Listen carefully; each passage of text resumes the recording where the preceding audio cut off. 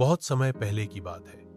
एक छोटे से गांव में हरिराम नाम का एक गरीब किसान रहता था। उसके पास न ज्यादा जमीन थी, न ही पैसे। वह दिन रात मेहनत करता, लेकिन फिर भी इतना ही कमा पाता कि 2 वक्त का खाना मिल जाए। हरिराम का सपना था कि कभी उसके पास भी बड़ा खेत, सुंदर घर और ढेर सारा अनाज हो, लेकिन किस्मत उसका साथ नहीं दे रही थी। एक दिन वह जंगल से लकड़ी काटकर लौट रहा था कि उसे रास्ते में एक सूखा और पतला सा बांस का पौधा दिखा। उसे दया आ गई। उसने सोचा, इसे अपने खेत में लगा देता हूं, शायद थोड़ी छाया मिल जाए। वह बांस का पौधा घर ले आया और अपने छोटे से खेत में लगाकर उसकी देखभाल करने लगा। रोज उसे पानी देता, मिट्टी ठीक करता और मन से प्रार्थना करता, हे भगवान, मेरी मेहनत रंग लाए। कुछ ही दिनों में उस पौधे में तेजी से बढ़त होने लगी। वह हर रात कुछ इंच और ऊंचा हो जाता। धीरे धीरे वह पेड़ इतना ऊंचा हो गया कि उसकी चोटी बादलों को छूने लगी। एक रात हरिराम को सपना आया।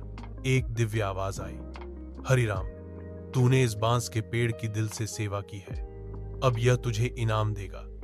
कल सुबह इस पेड़ पर चढ़ना, लेकिन लालच मत करना। सुबह हरिराम नींद से उठा और सपने को याद कर पेड़ पर चढ़ने लगा। ऊपर चढ़ते चढ़ते उसे अलग अलग स्तर पर थैले टंगे मिले। किसी में चावल, किसी में सोना, किसी में कपड़े। हर बार एक आवाज आती, बस अब उतर जा। लेकिन हर बार हरिराम सोचता, थोड़ा और ले लूं, फिर उतरूंगा। लेकिन जैसे ही उसने सबसे ऊपर वाले थैले को छूने की कोशिश की, पेड़ अचानक हिलने लगा और हरिराम नीचे गिर पड़ा। किसी तरह वह बच गया, लेकिन सारे थैले गायब हो चुके थे। वह उदास होकर घर लौटा। रात को वही दिव्य आवाज फिर आई, हरिराम, तुझे जरूरत से ज्यादा मिल गया था, लेकिन तेरे लालच ने सब छीन लिया। हरिराम ने सीख ली, मेहनत से जो मिले उसी में संतोष रखना चाहिए। उसके बाद वह बांस का पेड़ साधारण हो गया, लेकिन हरिराम की सोच बदल गई। वह फिर से मेहनत करने लगा, पर अब संतोष और समझदारी के साथ। कुछ सालों में वह एक खुशहाल किसान बन गया, बिना किसी जादू के, बस अपने अनुभव से सीख।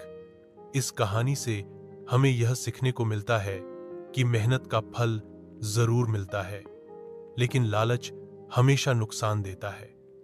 संतोष और समझदारी ही सच्ची दौलत है।